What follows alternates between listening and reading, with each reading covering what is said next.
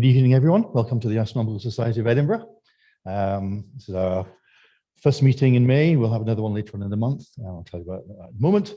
But wherever you are, welcome. We've got some people in the hall here. We have people on Zoom. You see members on Zoom, and we have quite a number of people on YouTube as well.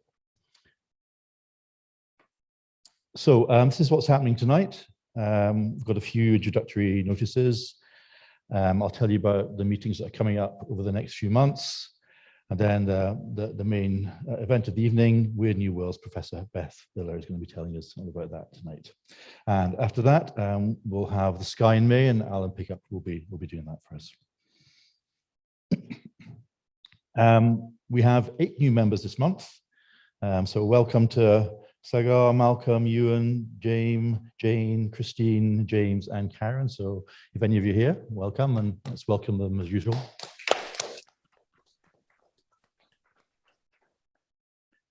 That brings the membership up to 169. It's booming at the moment, you can say, and it's very cheap. As always, you can stay in touch with us through our website, Facebook, Twitter, and you'll find most of our meetings are on our YouTube channel afterwards as well. And we have quite a library of videos that are on there now from the last few years. So some of them are very worthwhile watching. This is what we've got coming up. Next Wednesday, for our members only, we have our Imaging Observing Group. If you're new to the Society, that's a great place to learn about astronomy, imaging and observing, and just general chat about all things astronomy. Really good, and that's all online. The 20th of May, Emily Ladwala will be telling us about 25 years of discoveries on Mars. That's online only, so that'll be on Zoom for ASE members and YouTube for anyone else who wants to join us. 3rd of June, this is a new one we've just signed up. You'll maybe have heard in the news about the new Moffat Observatory. So Jim Patterson will be telling us all about that, and something to do with dark sky campaigning as well. On the 17th of June, Dr. Natalie Starkey will be telling us about volcanoes of the solar system. Again, that will be online only. And we've decided on the 1st of July to have another members' night. The last one was very good, and I think we'll keep that as a regular event. So we'll have a number of short presentations from members, and that will be online only for members, but if you're in Edinburgh, you can join us here at the Augustine United Church.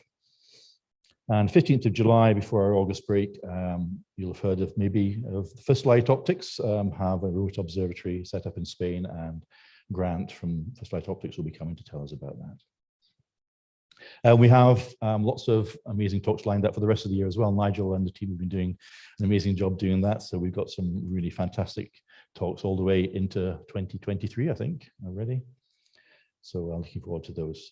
The telescope behind me, I was meant to bring that at the last meeting, but I couldn't come for COVID. This is probably the last of the antique telescopes that we own. It's a bit of a wreck, but it's known as the Morrison refractor. It's a 3-inch refractor, and it has an inscription on the cover donated by Lord Morrison to the Astronomical Society of Edinburgh in March 1942. We have no idea what the telescope is, so if anyone's got a clue, let me know, because there's not a single maker's mark on it at all. So if you're here, please come and have a look at it. See if you can find the marks that I've missed. I can't find anything online that resembles it. I can find multiple telescopes with similar pieces, but if you feel like having a look, then let me know what you find. That's it from me. So over to Beth now, if you'd like to come in.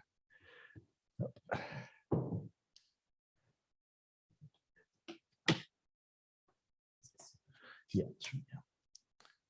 I think is it that's the other way up, I think. Yeah. Let's get it wrong.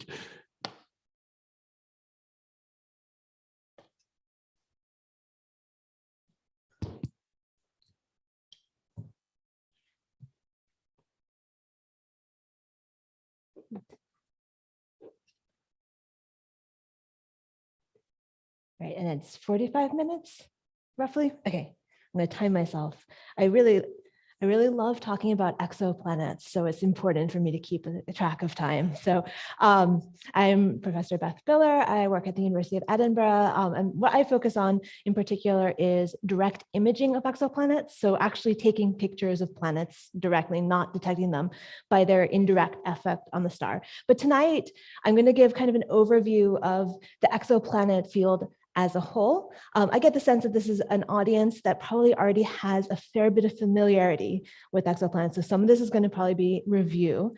So obviously, exoplanet science has been wildly, extravagantly successful in the last 25 years, right? We've gone from no exoplanets to now over 5,000. A few years ago, the Nobel Prize was awarded for the first discoveries of exoplanets. So this timeline, it's actually kind of fun to just plot this as a function of time. So exoplanet and planets in our own solar system detection, not much happens for quite a while. Eventually we get Neptune and Uranus in our own solar system. Then nothing's going to happen for another century.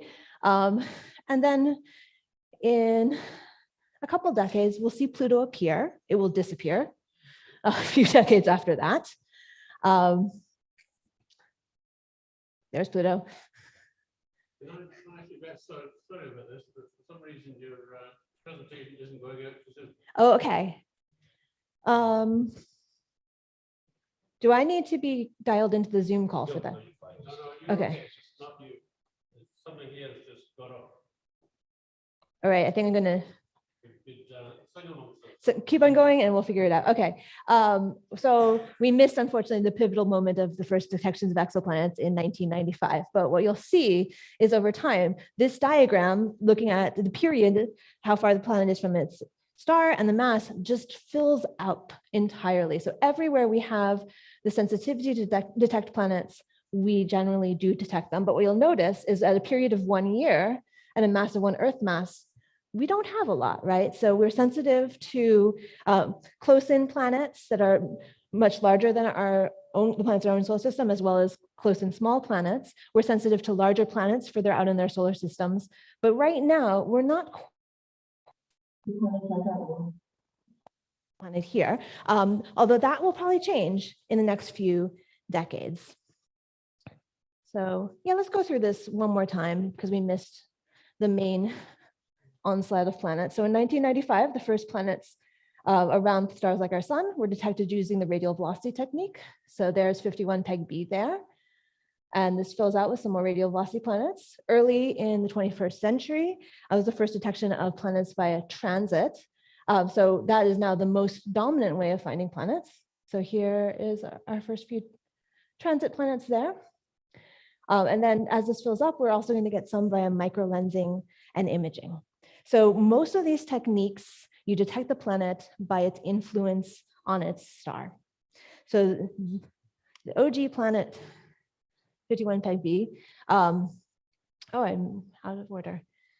Yeah, was via radial velocity.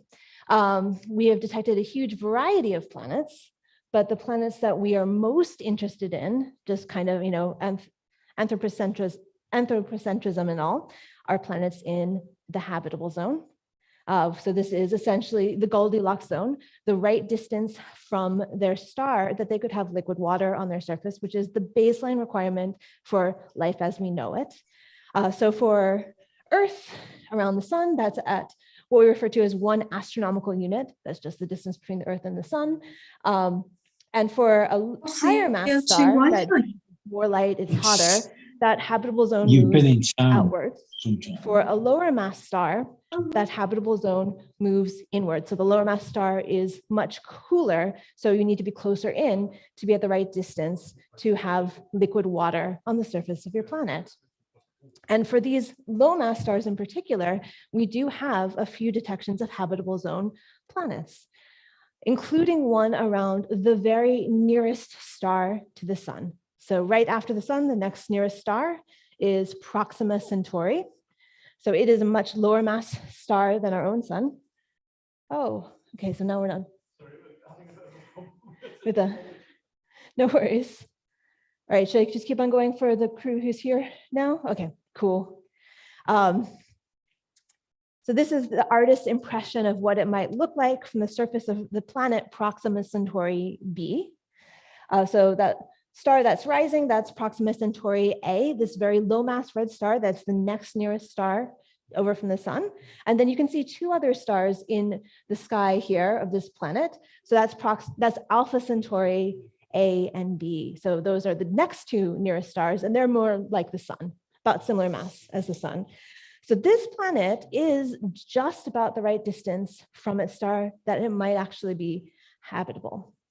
The way this planet was discovered was, again, the OG way of detecting exoplanets, which is this radial velocity technique. So here we're detecting the exoplanets because of its tug on the star, right? So the planet orbits the star, but it's also, with its gravity, tugging the star. And so some parts of the orbit, the star will be moving towards us. Some parts of the orbit, the star will be moving away from us. So if you look at the spectrum of the star, you'll see spectral lines as specific atomic features. And if the star is moving towards us, those lines are going to appear bluer due to the Doppler shift. If the star is moving away from us, the lines appear redder, again, Doppler shift. So you can measure the Doppler shifts of the lines to show how the planet is tugging on the star. And from that, you can back out information about the planet. So for Proxima Centauri b, this is the original published radial velocity curve. This was the detection of this planet. This is looking at the motion of the star by measuring the motion of those lines and basically looking at the tug of that planet on the star. So as you can see, it's periodic. It repeats every one orbital period of the planet. And then the amplitude of this curve tells us something about the mass of the planet. It's actually a lower limit on the mass. So this is how the radial velocity planet works. We've also detected some planets in the habitable zone via other methods. So this is another famous habitable zone planet system that you've seen in the news for sure. This TRAPPIST-1 system, again, around one of these very low mass little red stars. This one is just barely a star even. So this system has 7 planets, and the middle 3 planets are in the habitable zone. So again, maybe they could have liquid water on their surface. The others are either too hot or too cold for that. And they were detected via the transit technique. So this is when you have the correct alignment. It only happens if you have a specific geometry, and the planet passes in between the star and us along our line of sight. And as it does that, you'll see the light from the star dim just a little bit. So the deepest transit you'd ever get for something that's bigger than Jupiter is maybe 1%. So something more like the Earth, it's maybe 1,000th, it's tiny. But we can do very precise measurements and measure this. We have measured this for thousands of exoplanets now. And for those 7 TRAPPIST planets I was showing you the artist's impression for, here are their transits. So just time versus the relative brightness measured for the star as each of those planets passed in front of the star. Again, they're around a much smaller star, so you'll notice the periods of the planets. That does, yay, that works as a pointer, great. Range from 1.5 days to maybe 20 days, but the middle 3 around their very tiny star are about the right distance from the star that they could maybe have water on their surface. So I mentioned we now have thousands of transiting planets, and a lot of those came from this really breakthrough mission about 10 years ago. So the Kepler mission was where we went from hundreds of planets to thousands. So this was a space mission that basically stared at one patch of the sky for about 3 years. Its goal was to detect an Earth twin, but unfortunately one of the gyroscopes broke and it wasn't able to point well enough, and so it wasn't able to accomplish that. But it did yield thousands of planets, including some habitable zone M planets over that time. And what was particularly interesting about that, and kind of where the title of this talk comes from, is that the planets it found were very, very different than the planets in our own solar system. So this is a histogram, essentially, of the planet candidates from the Kepler mission, kind of mid-mission. And this is all transit, right? So this is all just looking for the very slight dimming of the planet as it passes in front of the star. But what you'll notice is none of these planets are particularly like what we have in our own solar system. They all have periods of less than 30 days. So they're closer in than Mercury. Mercury in our own solar system has a period of about 90 days. And not surprisingly, we do see some, but we don't see a lot of gas giant planets. We do see some Earth-sized planets, but the most common types of planets that Kepler found were super Earths and Neptune-sized planets close into their star, so completely different than what we see in our own solar system. Especially, so we still have some Neptune-sized planets in our solar system. These, particularly these super Earths, are a type of planet that we just don't have them. They just didn't form in our particular case. So hence, somewhat weird new worlds where that title comes from. So again, some of these Earth-sized planets do fall in the habitable zone of their stars and are the size of the Earth, or maybe a little bit bigger. So these are for G stars like our sun, K stars and M stars, which are slightly lower mass, redder stars. And here's some lovely artist impressions of these.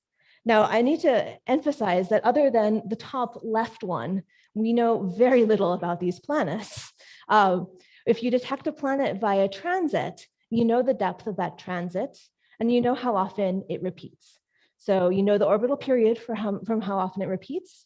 And if you know the size of the star, which from stellar evolution, we understand stars very well, you can figure out the size of the planet by how deep a transit it produces. So for these transiting, potentially habitable exoplanets, we know their orbital period, we know they're close enough that they could have water on their surface, and we roughly know their size.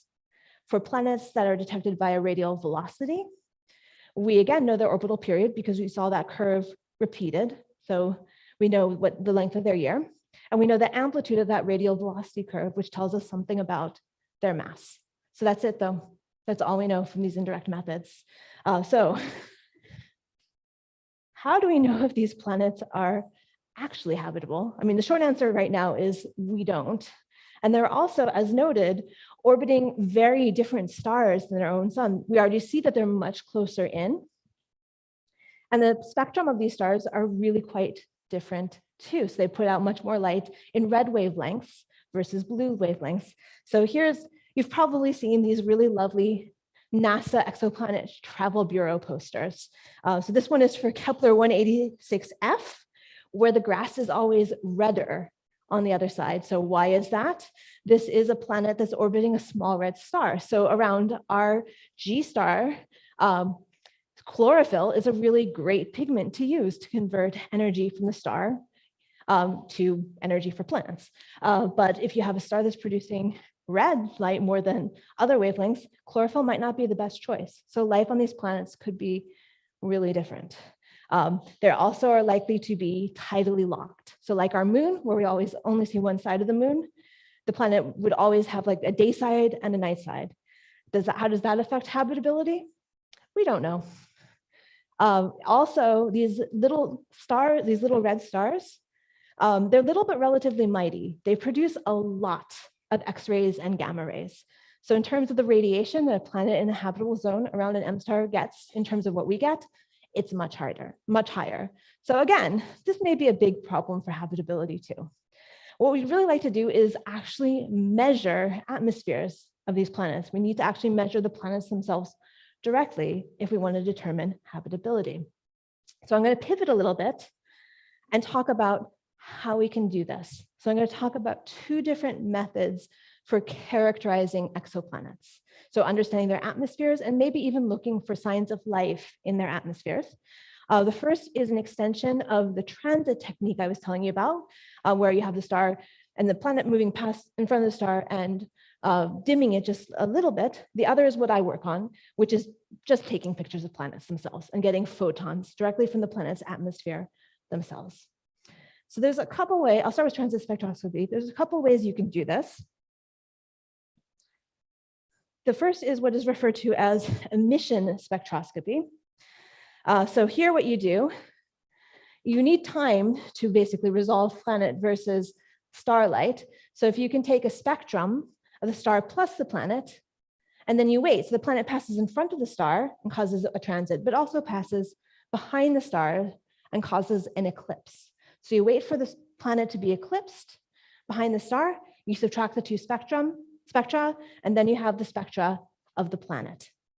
So this is a hard thing to do at optical wavelengths, at visual wavelengths that we use with our eyes, but at longer wavelengths in infrared.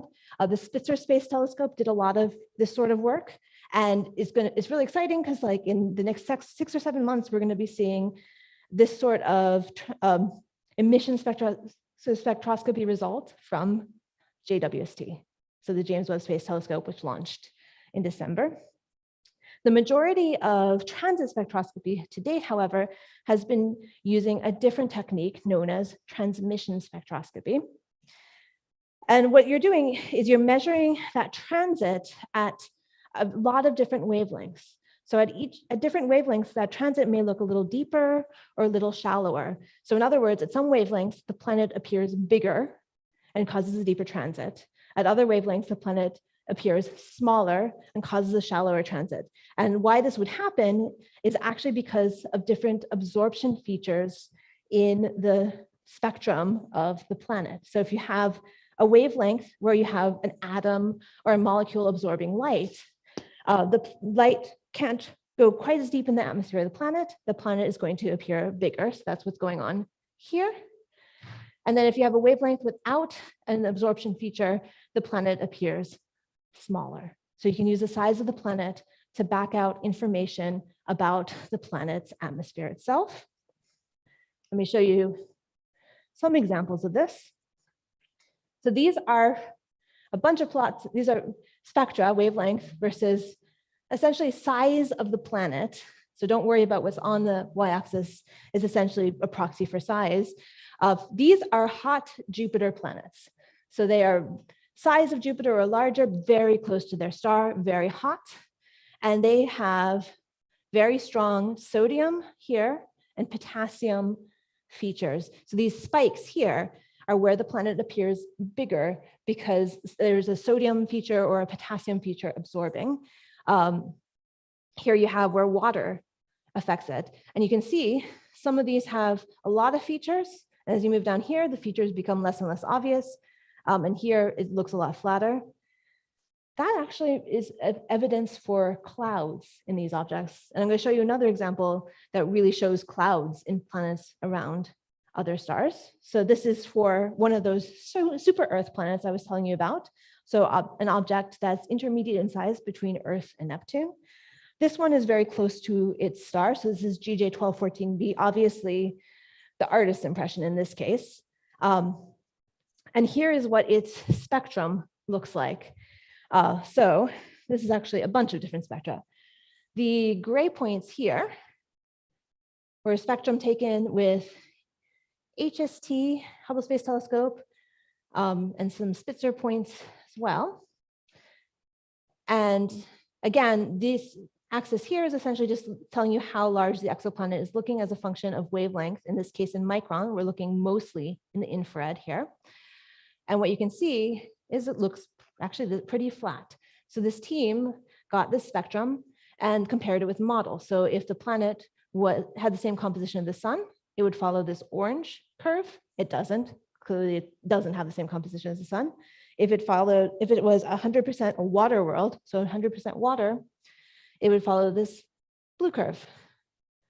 And roughly speaking, it kind of does, but hard to say from this gray spectrum. So they went back and observed it again with a Hubble Space Telescope for 100 orbits of Hubble Space Telescope time. So that's a lot. That's probably about 150 hours.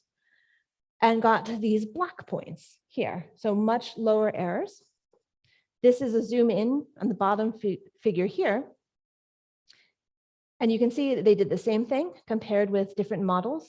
So again, that 100% H2O model doesn't work. They looked at 100% methane model. It doesn't work. And neither does this 100% CO2 model. It comes closest, but doesn't fit on the longer wavelength end. So what's going on here? It's not that this is actually a completely featureless atmosphere. It's that there's clouds. So just like Edinburgh on a gray day, right? There might be lots of colors in the sky, but it just scatters and becomes gray. So this gray scattering is evidence for clouds, probably silicates in the atmosphere of this object. All right, and again, this is a really exciting time, the next few months, because we're going to be seeing the first results from the James Webb Space Telescope, which launched in December. So here's a comparison. These are some of the planets we looked at previously. So these were, I'm going to go all the way back. Let's see. I'm going to probably regret this. So our 7 TRAPPIST planets, we're looking at the closest in ones right now, B and C. And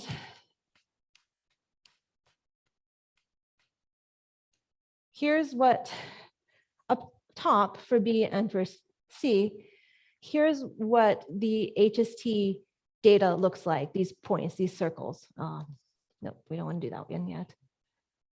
Right, so you just get a few data points, you don't have very good spectral resolution. You can compare it with models like we did for our last planet, but you just don't have the resolution to say. In comparison, on the bottom, this is the simulation, what we can expect to be able to do with JWST. So it's going to be much more constraining of models. So this sort of, this particular observation is probably one that's going to happen in July or August of this year. So it'll be really interesting to see what it actually looks like. And that's going to be a theme of this talk, is JWST is going to do a lot of really amazing things. Okay, so I'm going to move on to another technique, which is direct imaging. So this, you are actually looking at pictures of planets here. This is an A star, so a star that's a bit higher mass than the sun. We're observing it with an 8-meter class telescope and using lots of different hardware and software and lots of techniques to remove the starlight. So we've removed all that starlight, and once we do that, we can see these 4 planets orbiting it. So this is an image taken in the infrared, so longer wavelength than what you can see with your eyes. And what you're seeing from these planets is their actual heat. So it's like watching an ember of coal glowing, essentially.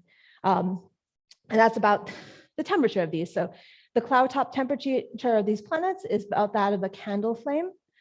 Hence, we can observe them pretty well in the infrared. This system is, well, it's young in astronomer speak. It's only 30 or 40 million years old. So I think astronomy is the only field where you would call that young. And that means that's why these are so much hotter than they're going to be at older ages, and why we can image them in the infrared. So these are what I like to often refer to as baby Jupiters. If we could have gone back in time and looked at our own system 30 or 40 million years after it formed, we could have taken a picture of Jupiter like this, and it would have been a little closer in. So this closest in one is 1.4 times as far out as Saturn in our own solar system, so 14 AU, and the furthest out one is about 7 times further out than Saturn. We're also looking at this is a series of images taken over a decade. So you're seeing the orbital motion of these planets as they orbit their star. And it's Kepler's laws in action, which is really exciting to me because I teach basic astronomy courses. But you can see equal area and equal time means that the further out planet is moving a lot less compared to the closer in planet. Yeah, so that's kind of fun. All right, so obviously if you get light directly from your planet, you can start characterizing it in more detail. I'm not going to go into the technical aspects of how to do this. I'm just going to give an analogy.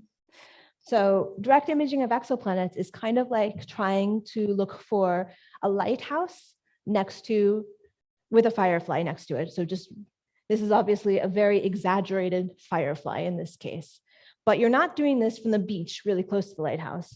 So in this model, if we're here in Edinburgh, our lighthouse and our firefly are going to be in Dublin. So that is the resolution and contrast you need to directly image an exoplanet. Amazingly, with 8-meter class telescopes and lots of kit, we can do this, at least for these young, hot baby Jupiter planets.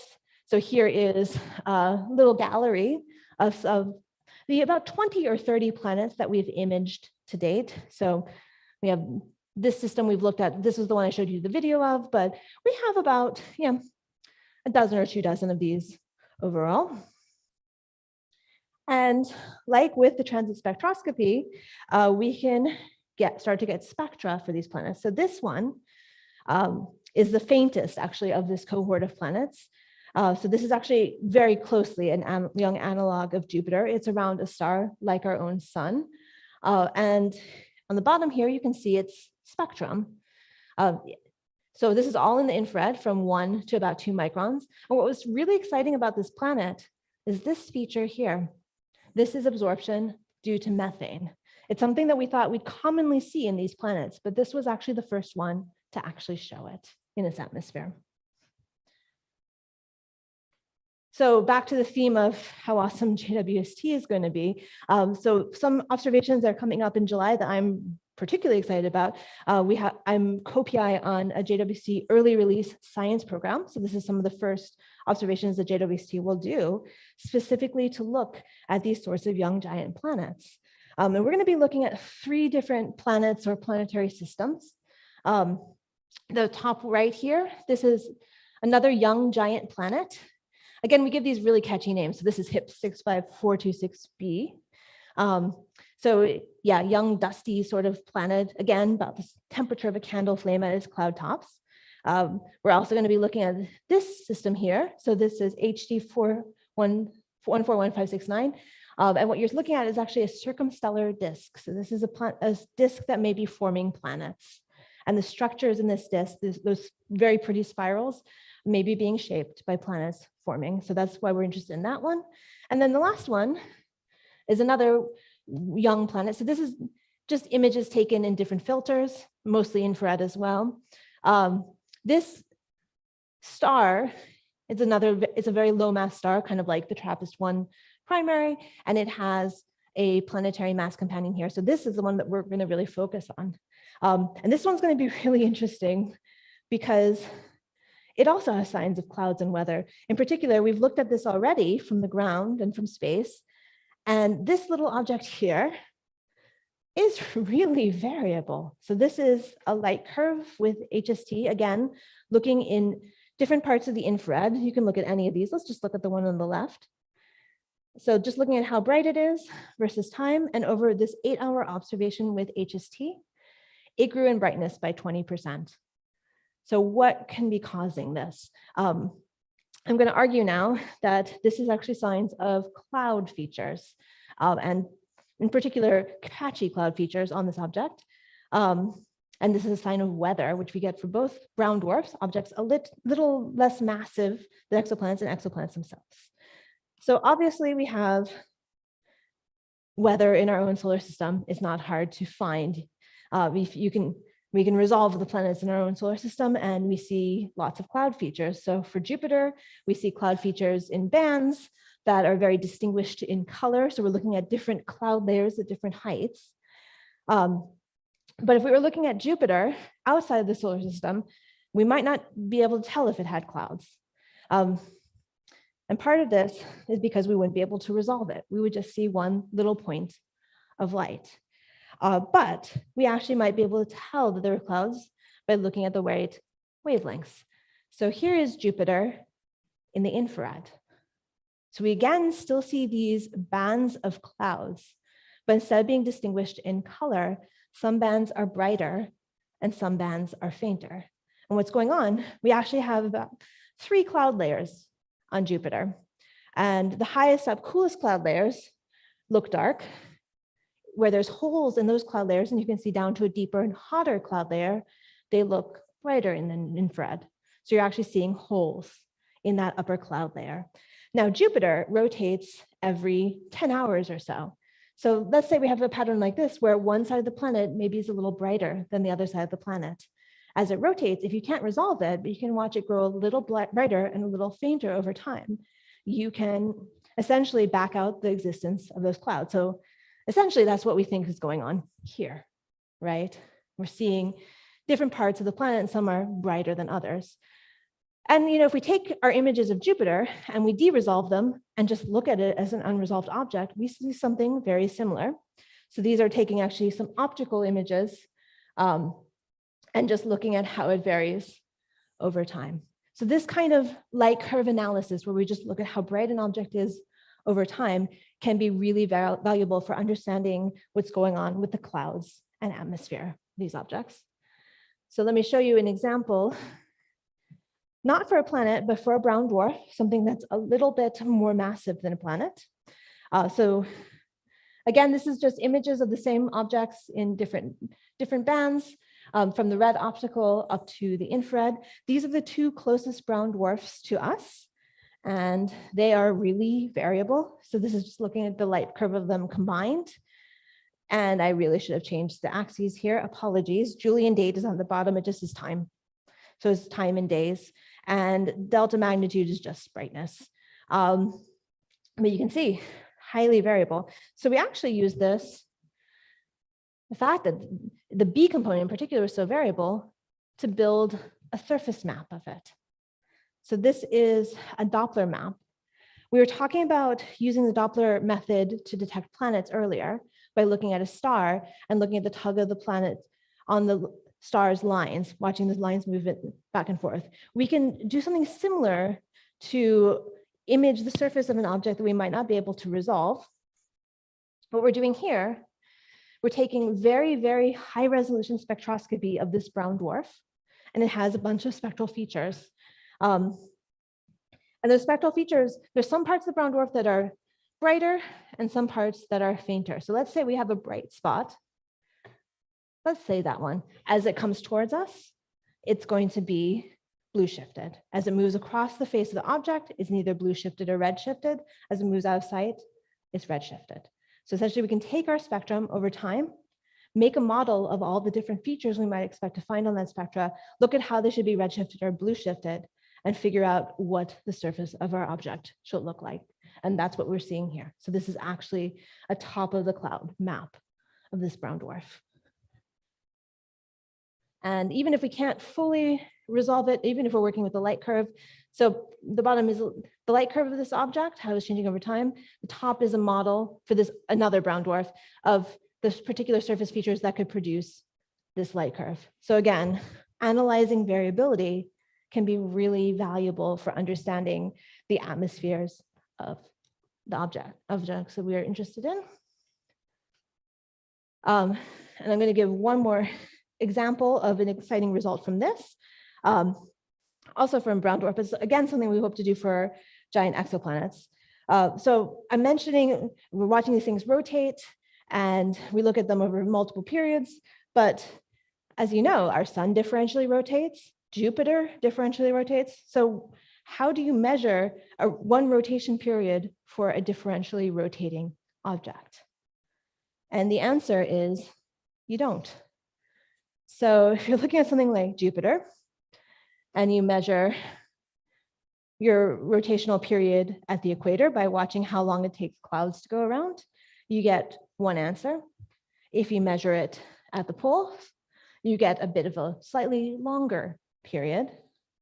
And then if instead of measuring it by what the clouds are doing, you look at, for instance, radio waves, so you're following the magnetic field, you get a third period. So if you look at radio bursts for Jupiter, you get a period that's about 5 minutes longer than what you get at the equator. And this is tracing the interior as opposed to the cloud tops. So why do we go into this? What is valuable about this? The difference between the period you measure at the surface from the cloud and the period you measure with radio of the interior is the wind speed of your object. So doing these measurements for Jupiter, this is my one equation. So where R is the radius of your planet, so you're just looking at the circumference of the planet, T is the period from the atmosphere, and T is the period of the interior from the radio. If you just basically subtract those, you get the wind speed. So for Jupiter, it's rotating very quickly, 10 hours, it's quite massive, quite large. It has a huge wind speed, 106 meters per second. Why have we gone into this digression? We used this recently to measure the wind speed of a brown dwarf, with the goal eventually of maybe doing something like this for a planet someday. So another brown dwarf, this is 2 mass 104721. It's about 16 to 68 times the mass of Jupiter, and it rotates even faster. So Jupiter rotates every 10 hours. This thing, which is maybe even 70 times the mass of Jupiter, rotates every 1.77 hours. So it's zipping around quite quickly. And it has both radio emission. We can also measure the light curve, what's going on in its clouds. So step one, we use the Spitzer Space Telescope to measure essentially that light curve, just how the flux from the cloud tops is changing over time. So here is that. Step two, we looked with the Very Large Array to see what was going on with the radio. So the radio is a pulsing signal. So we can see we get pulses very regularly. They have different heights, but they do occur quite at that specific 1.77 hour frequency. So we do that. We subtract the two. We need to come up with a radius of the object, but we can do that from theory. So it's actually pretty similar in size to Jupiter, we expect. And we found the wind speed for this object was 650 meters per second. So not surprisingly, it's a bigger object that's rotating even faster than Jupiter and has even more extreme winds. All right, so I'm just gonna, I zipped through this faster than I expected, but I think that is fine.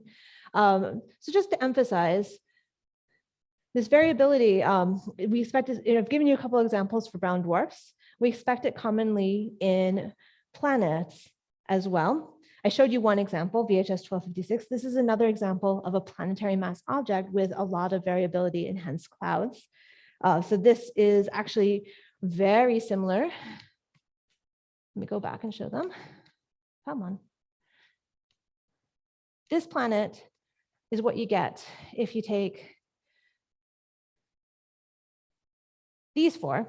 Like if you took these 4 planets and you dragged one out and left it on its own, then what you would have is this other planetary mass object, PSO 318. It's really similar in properties. It has spectrum that look very similar to those 4 other giant planets. But unlike the planets that are near their star, where we have to go through many steps and use very large telescopes to even detect them, this one is really easy to see, right? It's free floating. It pops out, it has much redder colors than the background stars around it. It also got a NASA Travel Agency Bureau poster. So it's PSO 318.-22, where the planet with no star, where the nightlife never ends. If you define nightlife as photometric variability, I guess that's accurate. So it's highly variable. So this is, again, using the Hubble Space Telescope and Spitzer, 2 space telescopes at once to actually just look at its variability. And you can see in both of these different wavelengths, it's about 10% variable and has a period of about 8.6 hours. So what I think is particularly exciting, again, this one is very much like if we took, PSO 318 is very much like we plucked one of these planets out and looked at it on its own. So we expect these to be highly variable. And given how useful variability is of a probe of planetary atmospheres, I'm particularly excited about the prospects of using the James Webb Space Telescope to do variability studies of some of our directly imaged exoplanets as well. So again, this is kind of the sub-theme, which is JWST is going to be great. And then a bit further on in the next decade or so is going to be the era of the ELT. So we're going to be moving from 8 to 10 meter class telescopes being the largest from the ground to 40 meter class telescopes. So that's going to be really exciting. That means that we're probably going to start actually imaging things like Jupiter and Saturn from our own solar system, things like young lower mass planets as well. So it's going to be a really exciting few years for this field. And I think I'm going to end there. I'm really happy to take some questions. Thank you very much. That was brilliant. Thank you. We can take questions from the room and then onto Zoom and then onto YouTube if we've still got time, if you're okay with that. So are there any questions in here?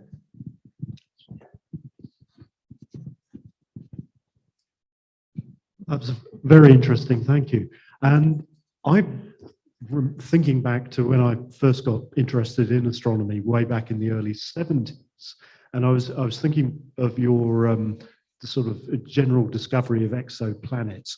In the early 70s, there was discussion about Barnard's star having a planet, and often wondered what happened with Barnard's star. This would have been probably about 1973, 74. I think, when it was being discussed. Yes, and okay, so I can tell you that that detection was not confirmed. Right. But this was this thing. I forget what was the method used, but it was very low signal to noise potential detection, or suggestion that maybe Barnard's star had a planet. Now, Barnard's star may have some very low mass planets that we haven't detected yet. But that particular detection, I want to say it was Peter van de Kamp's detection, or proposed detection, definitely has not been confirmed at this point. Right. And the other thing I wondered is given that there these very different worlds being detected, are there any lessons that could be drawn about planetary formation generally, or is this something that's going to have to be revised as more facts come in? This is a really good question. I would say that, like, in terms of planet formation, there are many theories, there are many things we understand, there's even more things we do not understand. So some of the planets, I mean, these guys, these pose some serious issues for planet formation, in the sense that they're very massive and they're very far out. They probably had to form a bit closer in and migrate out, but they're still just really hard to form. So I think the short answer is we understand the broad strokes of planet formation, but not the details at all. And certainly the thousands of exoplanets we have now are really helping to test the theories we have for it. Thank you. Any other ones?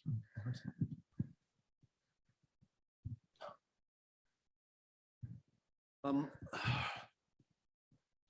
think I recall you said the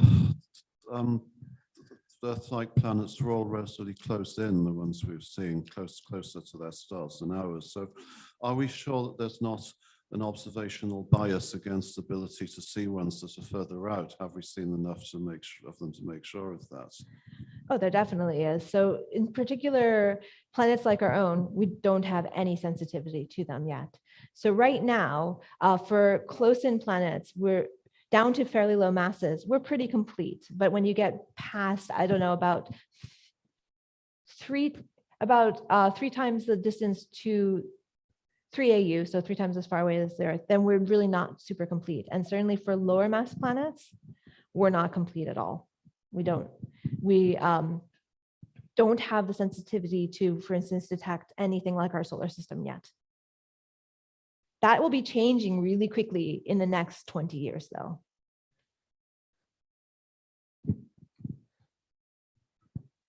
Thank you very much for a fascinating talk.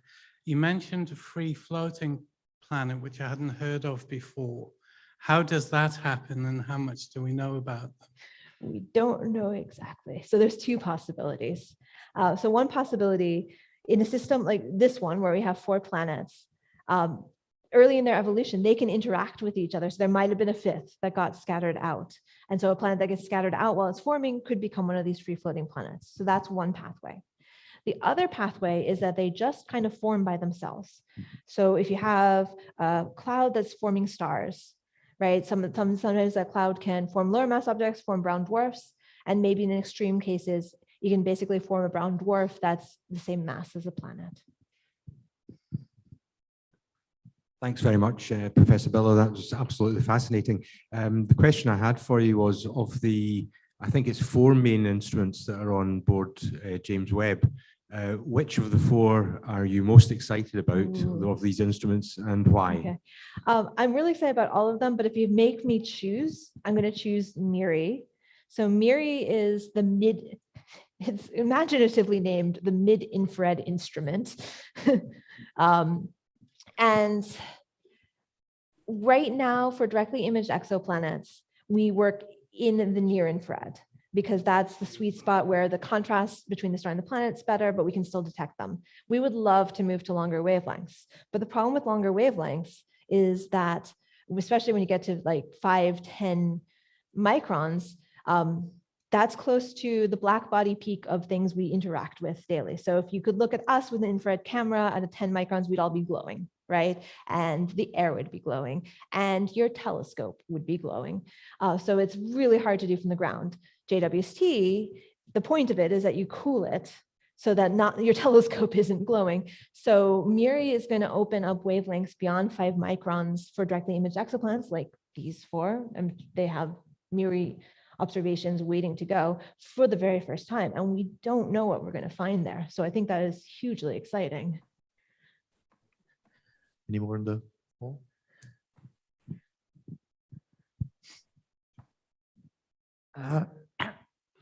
Few questions, I suppose. How do you actually find a free-floating planet in the first place? So I'll go back to my picture of it. There's a couple of different ways. The way this particular one was found is that it looked, as you can see, it looks really quite red compared to the stars near it. So it has colors that we look at it and you say, oh, that looks a lot like the colors of a brown dwarf. So we already knew it was substellar from its colors. But then to determine whether it's young, the way this one we figured out it was young.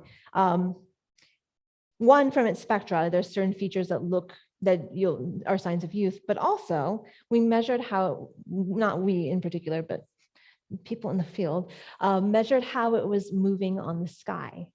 So this particular object is moving along with a set of other young stars. So it formed in the same cluster. They haven't completely dispersed. They're still moving with the same motion on the sky. And we know from the features of those stars that they are all young. So we can confirm this one as young. Once we've confirmed it as young, we can use models to, we need to estimate its mass. We need a model, we need an age, and we need its luminosity. So now we have all 3 of those. And then we got a map. The mass for it was planetary mass. So most of these are identified because they're similar in color to brown dwarfs, but then have younger ages, which push them to lower masses. There are others that are detected via microlensing.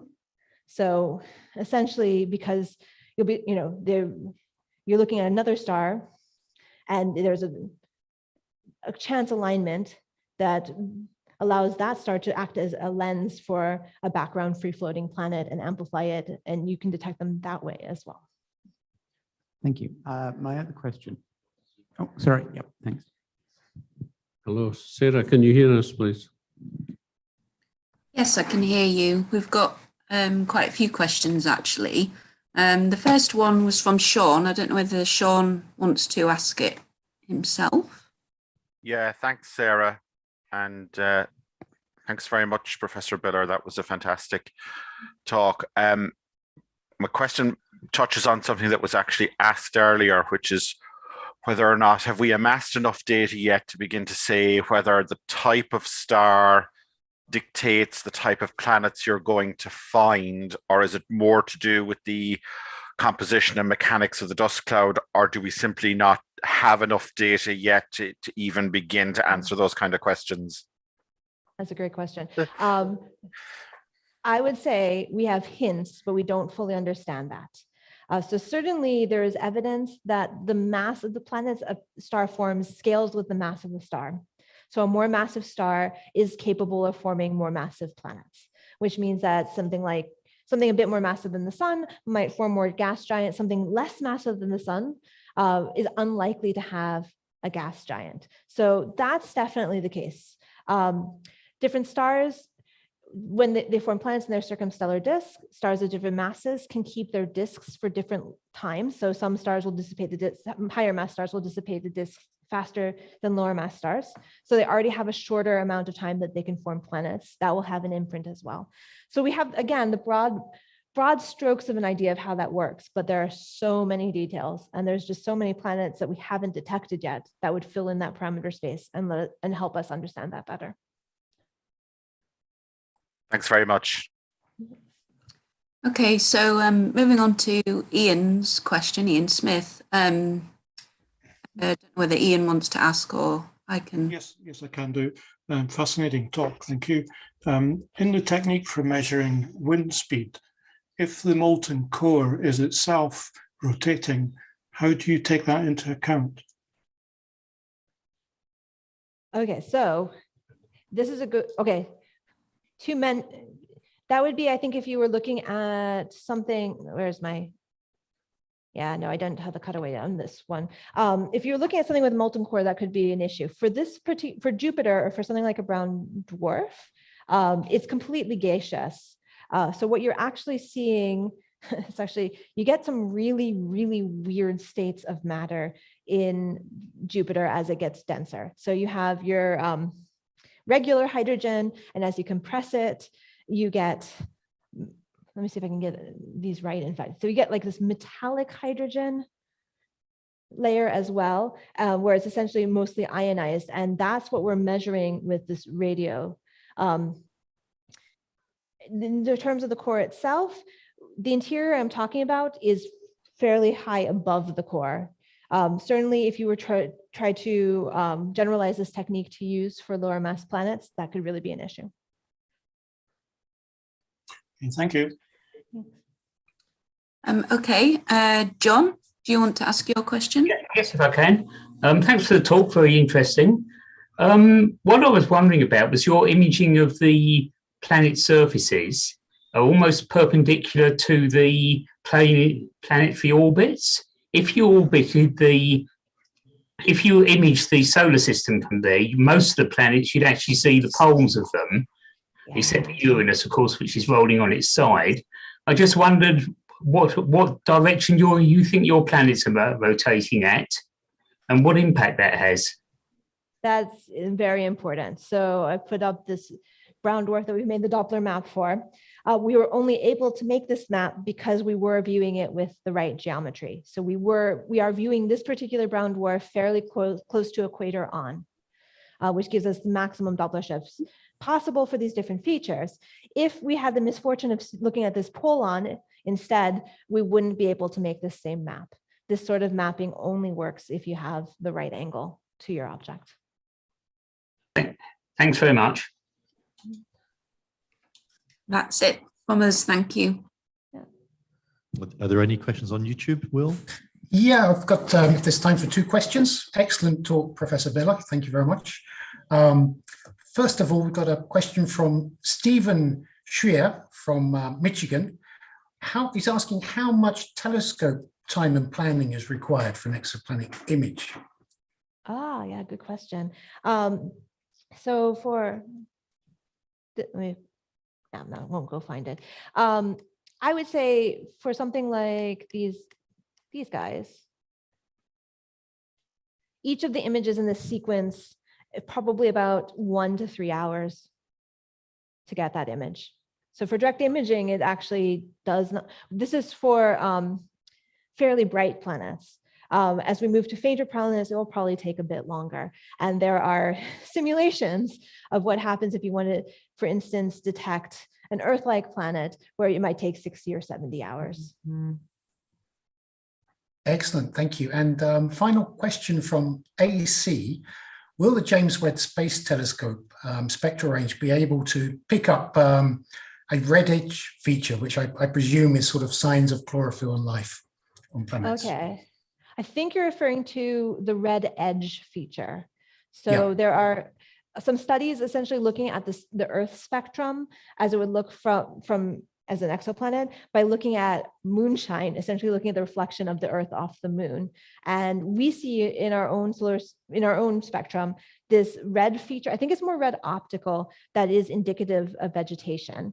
If that is the feature you're thinking about it's going to be too short a wavelength for the James Webb Space Telescope, which is an infrared telescope. The tricky thing, I didn't get into this much, when you're trying to look at a planet to determine whether it's habitable, there isn't one really clear accepted feature that would be like, oh, look, there is life on this planet. Most of the consensus is that what you'd look for is a range of molecular features that cannot occur in equilibrium. So for instance, you should not see carbon monoxide and methane at the same time. Your chemistry should either have one or the other. If you see both, this could be the sign of something like life causing disequilibrium. So to do this well, you need to look over quite a wide range, wavelength range, preferably from all the way from the UV out to the infrared. So this is something that JWC will start to fill in for just a handful of planets in the infrared, but it's something that's going to take another decade or so. This is stuff that the ELTs are going to do. And then in maybe 15, 20 years, a large space missions that are specifically for trying to detect and characterize planets like our own, I think are the ones that are going to actually manage this. Excellent. Thank you very much. Thank you very much for that. Thank you for answering all our questions. I think we could have gone on all night, but can we thank Professor Biller again for the talk? Fantastic. Thank you.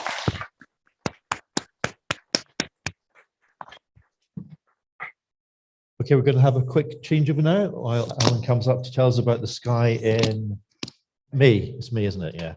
So, yeah.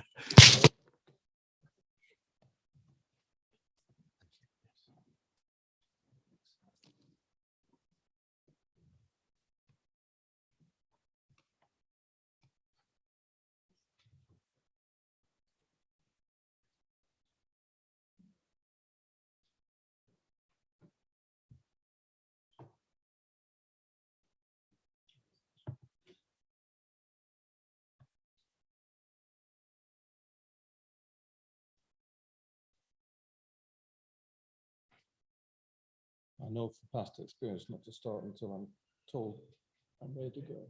Right, okay. Right, welcome to the sky in May.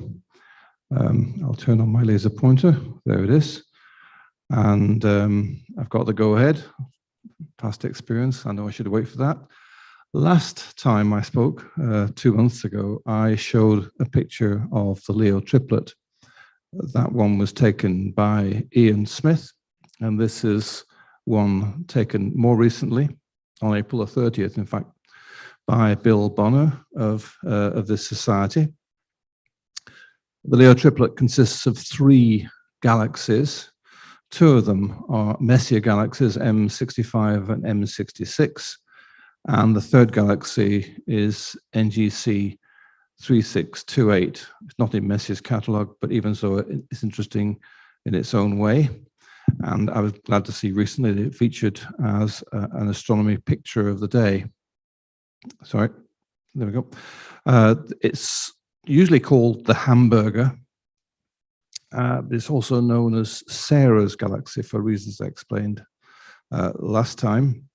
Sarah Williams was a 19th century poet. The galaxy lies around 35 million light years away, and it's a spiral galaxy, not very different in size to our own Milky Way. And it's got a tail off on the right, which is perhaps a result of tidal interaction, gravitational interaction with its neighbors M65 and M66. I'll have more to say about galaxies later, but of course, the sun is moving northwards in the sky, and our nights as far north here as in Edinburgh are getting increasingly twilight and shorter, and the dark nights are disappearing. So what we call galaxy season is fast drawing to a close, at least at our latitudes. Details for the sun in May showing the times of twilight, well, the rise and set times of the sun, but also the times of twilight. Civil twilight being the time when the sun is 6 degrees below the horizon. Nautical twilight is 12 degrees below the horizon, and astronomical twilight is 18 degrees below the horizon. As you can see, except for May the 1st, we don't have any astronomical twilight times, which means the sun is always less than 12 degrees below the horizon in the middle of the night. So the sky is never perfectly dark. And we're also running out of nautical twilight as well. By the end of the month, we don't have any nautical twilight either. So the sun is always within we're always within 12 degrees of the horizon during the night. And the sky is too bright for call it dark. It's not effectively dark. And by the end of May, beginning of June, you can see the nautical twilight is running out as well. But solar activity, and we have had some good views of the sun last month. Solar activity has remained high, and there's been some interesting spots around the edge of the sun. These ones came around in mid-April, and a run of successive clear days allowed Mark Phillips to obtain this superb and unbroken sequence of images showing how the spots evolved over the course of 8 days. And you can see individual spots. You can follow them through from picture to picture, showing how they changed, their appearances changed, new spots formed, some spots disappeared, and spots seem to divide into two. Remember that the sun rotates every 27 days as we see it from the Earth, so it takes effectively 4 weeks to go round, and a spot, therefore, if it lasts long enough, takes 2 weeks to go from one edge of the sun to the other.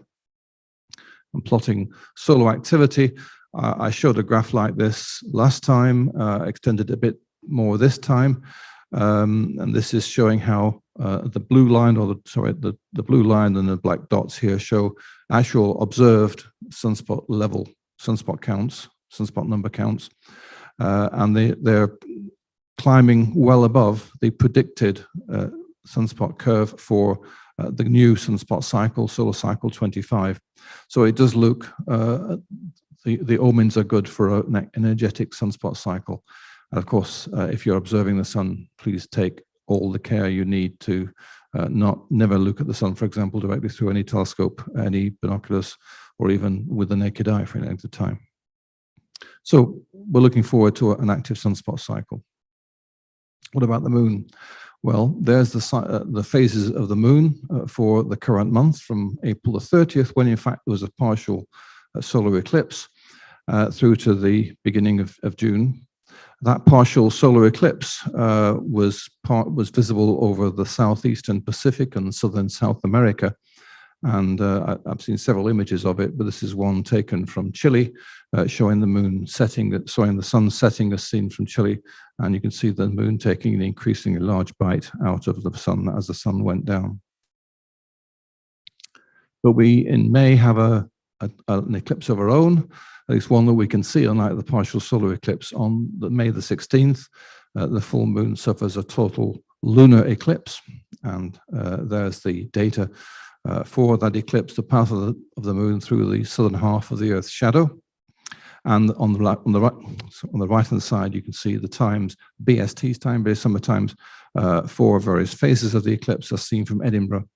And when the eclipse starts here, the moon is just touching the penumbra, the lighter outer shadow of the Earth in space.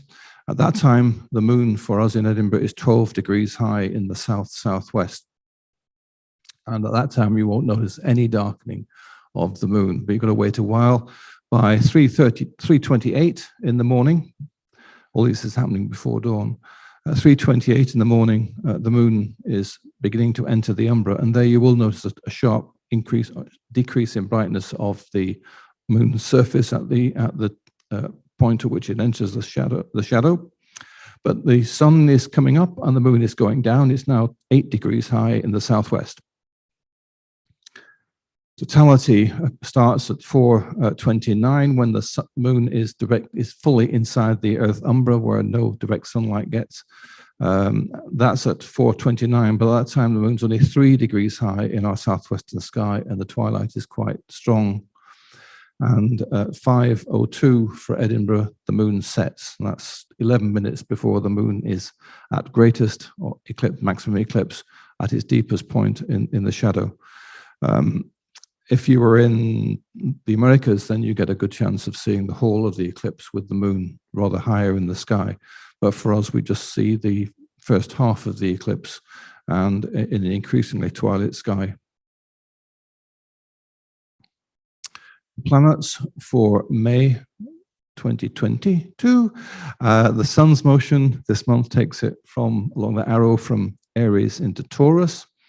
And we have only one evening planet. Mercury is quite close to the sun, in the evening sky, and it's now coming to the end of what's been its best evening apparition of the year. Most of the other planets are in this region in the morning sky to the west of the sun, and so they're low down in the east, and there their relative sizes and information about their brightnesses, but all of them are rather twilight bound for Edinburgh. But if you're somewhere else in the world, you may have a much clearer view, as we'll see, of these planets in the morning sky. The brightest and most obvious of them is Venus, which was passed by Jupiter on April the 30th. Mars and Saturn lie away to Jupiter's right and are much fainter. And Jupiter, in fact, meets Mars on the 29th of May. Our usual diagram showing the entire sky at these times, midnight BST in the middle of the month. Things to look out for: the Plough, high in the western sky, Antares, the red supergiant star down in Scorpius, always low down in our southern sky from Edinburgh. The brightest star in the northern hemisphere of the sky is Arcturus in Boötes. Leo is dipping down towards the west, and you can see the bright stars of the summer triangle, Deneb, Vega, and Altair, climbing up in the east. This is the view looking north at those times, midnight BST on May the 16th. In fact, the stars, though, are in the same positions relative to the horizon as they'll be at these other times, May the 1st at 1 o'clock BST and May the 31st at 23 hours BST. By mid-June, though, when the stars are in these positions, the sun will be setting on our northwestern horizon. The Plough is just west of the zenith. You can see the bowl of the Plough here. The Milky Way is arching across the sky, going past Deneb through Cephus, Cassiopeia to Perseus, and then south through south of Capella in Auriga. Sometime in the next month, we in Scotland can expect to see our first noctilucent clouds of the year. They occur usually low down between the northwest and the northeast, and they often, as in this diagram, have Capella in the background as the bright star against which they're seen. Noctilucent clouds are best seen, the noctilucent clouds are about 82 kilometers above the ground, and they are seen when the sun is between 6 and 16 degrees below the horizon. So that means more or less you'll start to see them about an hour after sunset, and you'll lose sight of them about an hour before sunrise, and they may last throughout the night. They are often bluish, silver, and they reflect sunlight. Ice crystals which reflect sunlight when the lower level clouds, terrestrial clouds, are in darkness. We see some dark terrestrial clouds down there, and I said they're normally seen between mid-May and mid-August. Not heard any reports of them this year so far. This is the view looking west at midnight on May the 16th. Orion and Taurus, they've now gone. Castor and Pollux are in Gemini, are around 30 degrees or nearly 30 degrees high in the west-northwest as it gets dark. They're a bit lower by midnight BST. Leo is still well up in the southwest when it gets dark, but it's heading down, plunging down head first towards the west at these times. And the Plough I've mentioned before is hanging by its tail, the saucepan, if you like, hanging by its handle high in the west. Now, this is a slide which really refers to the evening sky in April, because it's then that Mercury had its best evening apparition. It's just coming to a close now. These are the views looking west, northwest, 1 hour after sunset on these dates. And you can see Mercury on each of these diagrams, more or less in the middle, getting a bit higher until it reaches around this 1 hour after sunset, almost 10 degrees high in our sky, and therefore quite easily visible through binoculars, if not with the naked eye. And you'll also notice that it's getting closer and closer to the Pleiades, which are here, here, and here.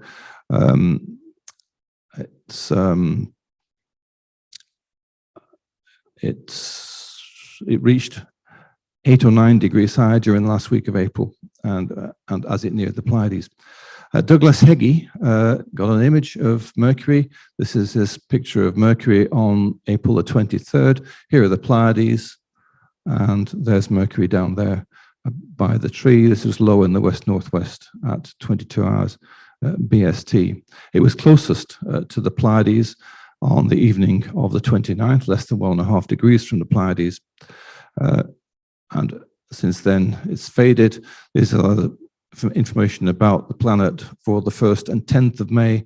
It's fading rather rapidly, as you'll see from this, from magnitude 0.5 on May the 1st to magnitude 2.2 on May the 10th, which makes it pretty well impossible to see in our twilight. It's heading, in fact, for near its inferior conjunction, the point on the near side of its orbit around the Sun on May the 21st. This is a view south at midnight on May the 16th. On this date, the moon is full and down here near Antares, near Antares in Scorpius, low in our southeast. And Arcturus is high on the meridian. As I said, the brightest star in the northern half of the sky. Remember the story of arc to Arcturus along the handle. You can see the handle of the plough there. Arc to Arcturus and spike to Spica, Spica being the brightest star in Virgo. I want to look at a particular region of interest here between Leo and Boötes. Here it is in close-up, courtesy of Stellarium. The most obvious constellation here is Leo, and I focused on Leo a bit last time. There are plenty of galaxies in this area, including quite a number in the Virgo cluster, which lies there between Denebola, the tail of Leo, and Vindematrix in Virgo. Plenty of galaxies, but you need a telescope to see any of them, and that increasing twilight that we've got is not making it any easier, which is why we say the galaxy season is coming to a close. Before it went to a close, Ramsay McIver of the ASE obtained this picture of Macarian's chain, which is a feature in the Virgo cluster. This image was taken on April 23rd. Macarian's chain is a chain of galaxies,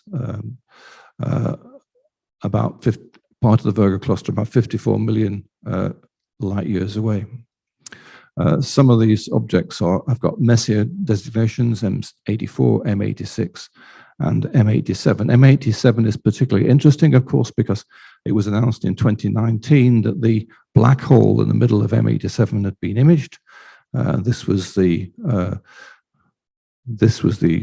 discovery, or this was the image of the black hole in the center of a galaxy, subsequently named Boehi which is an Hawaiian word meaning the adorned, fathomless, dark creation. It comes from an ancient creation chant. The data came from the Event Horizon Telescope, which is a planet-wide collaboration of radio telescopes, including the James Clerk Maxwell Telescope in Hawaii. What is said to be a groundbreaking discovery by this same group is to be announced on May the 12th, next Thursday. And the expectation is that this discovery involves this supermassive black hole in the middle of our own Milky Way galaxy.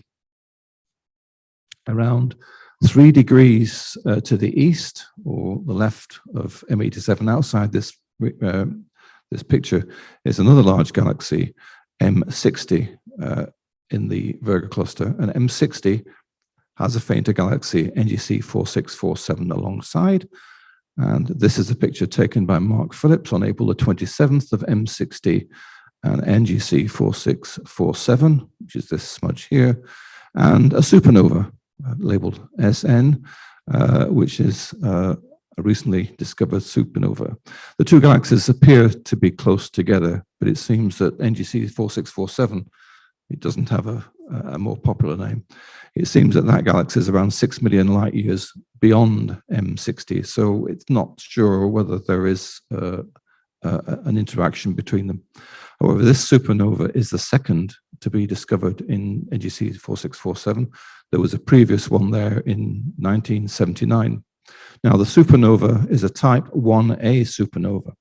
which means that it occurred when a white dwarf star in a binary system, which had been drawing material from its companion star, suddenly reached a critical mass called the Chandrasekhar limit, and that caused a catastrophic collapse and explosion of the star. And events like this can be seen at very great distances. And since the Chandrasekhar mass is the same for all type 1a supernovae, the explosions are all thought to reach about the same intrinsic brightness. So they're very useful as standard candles in probing the distances to distant galaxies. And they're one of the tools in the astronomer's arsenal that has led to the discovery that the universal expansion is actually increasing in rate. There was another, several members of the society have been taking images of this. There was another one by William Bonner on April the 20th. Again, the supernova is there. At that time, it was slightly fainter. And there we've been measuring the brightness of this, and this is the latest brightness curve for this supernova. I think the green splodges on this diagram indicate the visual brightness, and it's just started to fade, having reached a peak of around magnitude 12.5. We can expect it to fade by around 2 or 3 magnitudes or so over the next month. This is a close-up image of NGC 4647. The supernova that we're following at the moment is around where my laser is now. The one in 1979 was over here on this side of the galaxy. Back to our view of the higher southern sky. I've mentioned the Virgo cluster. There's an even more remote cluster of galaxies called the Coma cluster, around 320 million light years away further north in the constellation of Coma Berenices. But if you look there, you can see a spray of stars, which we call the Coma star cluster. It's an open star cluster, the same type of star cluster as the Pleiades, around 50 stars, some of them visible through binoculars, some of them visible to the naked eye. And Stellarium gives us that as a close-up of what is also called Melot 111 or Colander 265. It's a quite close star cluster as star clusters go. It's at 288 light years. Back to our view of Virgo and Leo, just a reminder that the Leo triplet of galaxies, which I began the talk with, lies here below the hindquarters of Leo the Lion, between the stars Iota and Chertan. Now, I want to mention a recent discovery of a more distant galaxy, the most distant galaxy ever seen, and it's been called HD1, and it lies here, which is in the dim constellation of Sextans, about 9 degrees to the south of Regulus, the brightest star of Leo. Sextans, the constellation, was introduced in the 17th century to represent the astronomical sextant, which was widely used in those days for measuring the positions of stars. This is an image by the Vista telescope at Paranal Observatory in Chile. Now, the design and construction of Vista was led by the UK Astronomy Technology Centre at Edinburgh's Royal Observatory. Also involved in this discovery were data from the Subaru telescope and the UK Infrared Telescope, both on Mauna Kea, and the Spitzer Space Telescope. The remote galaxy is this red smudge in that box there. It's further observations by the ALMA Atacama Large Millimeter or Submillimeter Array show it to have a redshift of 13.27. So the light was emitted 13.5 billion years ago, about 330 million years after the Big Bang. It's an open question as to why we can see it at all. To appear so bright in red light, it must have been brilliant in the UV when it was emitted. Extremely, and that means that it must have been a region of extremely high rate of star formation, or perhaps a quasar with a supermassive black hole. And this is another object, obviously, that the JWST will need to take a look at. This is the sort of history of the universe since the Big Bang. We're here, the present day, and the Big Bang was 13.8 billion years ago, and this newly identified furthest galaxy is around here.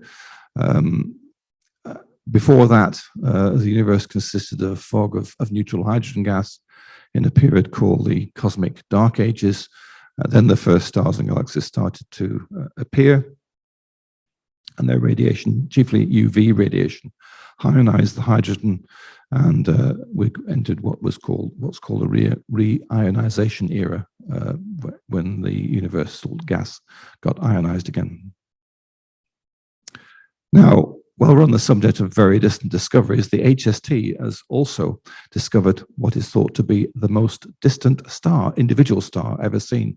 The previous record for a star, also on an HST image, was one that existed when the universe was 4 billion years old, 30% of its current age. The newly discovered star existed when the universe was 7% of its current age, and the light has taken 12.9 billion years to reach us. Of course, the universe has been expanding in that time, so whatever that star is now, it lies 28 billion light years away, allowing for the expansion. Researchers at Johns Hopkins University in Baltimore and at the Space Telescope Science Institute, also in Baltimore, published a paper about this in the March 30 edition of Nature. They found it because of gravitational lensing. You can see here evidence that of streaks of light caused by the gravitational force of this cluster of galaxies, magnifying the light from more distant stars. And if we take a close-up of this area, that's what we get. And this new star is this thing labeled Earendel. Earendel is morning star in Old English. It's thought to be around 50 to 100 times the mass of the sun, and it certainly would have had a very brief life, 1 million years or so. This dotted line is the caustic of maximum magnification by the gravitational lensing of this galaxy group. And without that magnification, we just wouldn't see that star at all. And it's been magnified, it's thought, between 1,000 and 40,000 times in the course because of this gravitational lensing. Without it, it will be invisible. Another target, no doubt, for the JWST, which will also be expecting to look for even more distant stars. Right. Oh, yes, the Earendel is not the formal name of the star. The formal name is that WHL0137-LS, for what it's worth. Right. Looking south at midnight on May the 16th, we've gone to a wider view, and I want to highlight a different wider region higher in the sky between Hercules and Boötes, and that's it. This time I've asked Stellarium to show me the brighter, messier objects, and they're appearing as these yellow dots. I need to get right. I'm going to show you some of these objects. All of them are globular clusters. This one was M53 taken by Mark Phillips, M3 by Andrew Farrow, and the brightest one of them all is M13, the Great Globular Cluster in Hercules.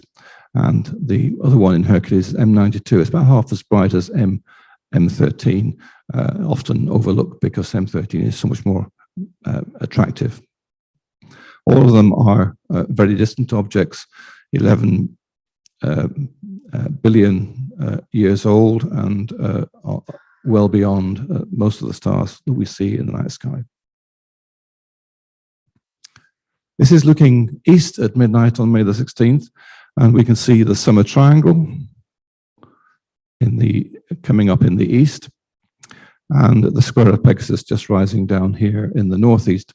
There are lots of attractive targets for observing in the Summer Triangle and through the Milky Way, which flows through the Summer Triangle onto Cephus and Cassiopeia, and onwards off to the left of the diagram through Perseus. I'll leave these for another time, but there's plenty of interesting objects to see, as we'll get a chance to see over the next few months.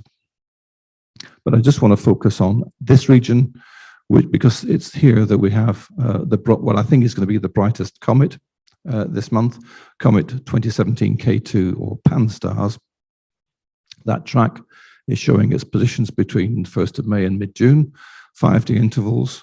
Currently, it's about magnitude 10 in the constellation of Ophiuchus, is around here. And it may brighten to magnitude 8 or even, sorry, magnitude 9 or even brighter by the end of May.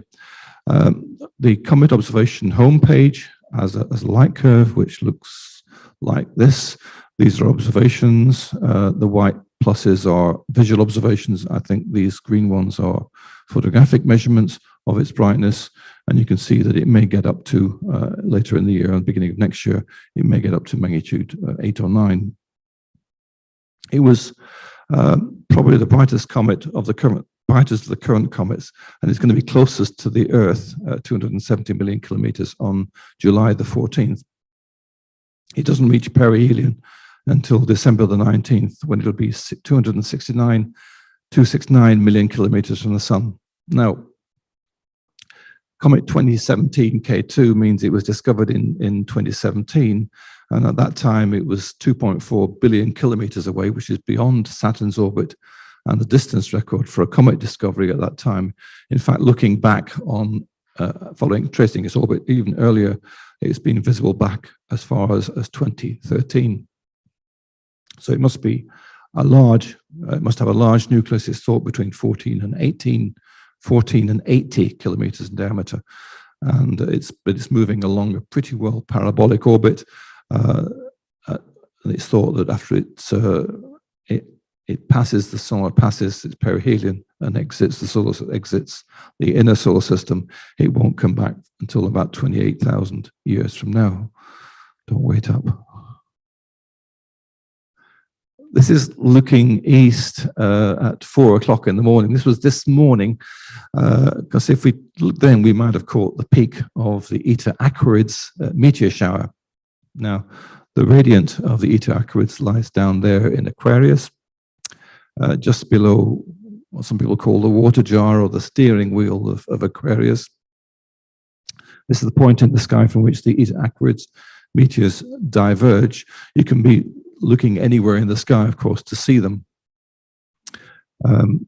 They are debris from Comet Halley. In that respect, they're the same as the Orionids in October. When we see the meteors in October, we're seeing the inbound stretch of Halley's orbit, and this time we're seeing in May, we see the meteoroids following the outbound stretch of the orbit. Details for the shower are there. It's been active since April 19th, and it continues through most of May. But the peak was predicted to be this morning, May the 6th at 9 o'clock BST. Of course, it was daylight then, but you know what I mean. It's a fairly long duration shower. You'll get them for quite a number of days yet. They are fast meteors, and because they're fast and energetic, they do tend to leave persistent trains in the atmosphere, glowing lines in the atmosphere. And the zenithal hourly rate is 40. That's the number of meteors you might expect to see under a dark sky with the radiant overhead. But of course, from Edinburgh, we don't have the radiant overhead. In fact, it's very low down just before dawn. So it's definitely a shower you should go to the southern hemisphere to observe well. Can I point out in this, on May the 6th at this time, here's our first big planet, Saturn, and Mars is just rising down. Saturn in towards the southeast and Mars nearer to the east. And this is looking east-southeast, 50 minutes before sunrise, when the twilight is quite strong on May the 1st and May the 31st. On May the 1st, we had Jupiter quite close to Venus, but at that time Venus was on the horizon for us, so not very well placed to be seen. By May the 31st, Venus is still quite low down, very low down, but Jupiter is quite close to Mars. Here's Mars, and there's Jupiter. Other planets are a bit higher in the sky, besides Jupiter and Venus. Mars and Saturn are further to the right. I say Mars is passed by Jupiter at the end of the month. So they're low down before dawn, and I'm not going to say much more about their visibility, other than the fact that they are more easily seen if you're at more southern latitudes. And this was an image posted for the morning planet parade over Sydney Opera House on April the 21st. And there you can see the line of planets, instead of being flat against the horizon, they're more or less vertical. Jupiter, this was before Jupiter met Venus, and Mars and Saturn over the Sydney Opera House. This was the morning of the April 21st, as seen from Australia. Of course, in the UK, this was late on the 20th. I don't have the precise time of the exposure, but I think it must have been taken, judging from the altitude, before the beginning of astronomical morning twilight. So the sky, if you're away from the glare of the Sydney Opera House, was probably perfectly black. And nearly finally, this is an image obtained at about the same day from the step pyramid of Djoser in Egypt. Since then, of course, Jupiter has passed Venus and is on its way to Mars. So it does show that if you travel southwards, then those morning planets are more easily seen.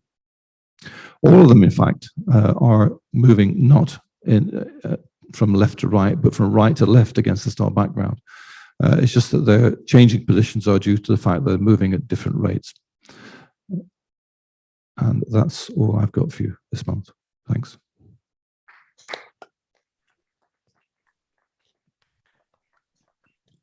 Alan, comprehensive as always, really good, really excellent.